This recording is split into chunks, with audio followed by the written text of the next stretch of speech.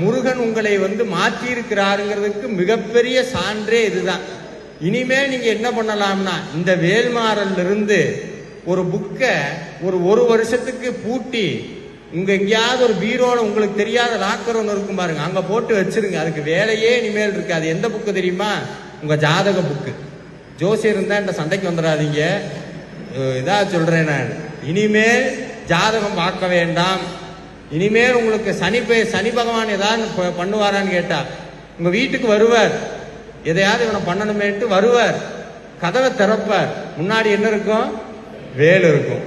பயந்து போயிடுவார். ஐயோ வேற யார்கிட்ட வேணா வம்பு வச்சுக்கிறான், வேலை கும்பிட்றவங்க கிட்ட எக்காரணத்தை கொண்டு வம்பு வச்சுக்க கூடாது, நவக்கிரகம் போயிடும். ஏன்னா வேல்மாறல்ல ஒரு வரி வருது, துதிக்கும் அடியவர்க்கு ஒருவர் கெடுக்க இடர் நினைக்கின் அவர் குலத்தை முதல் அறக்கலையும் எனக்கும் ஓர் துணையாகும்.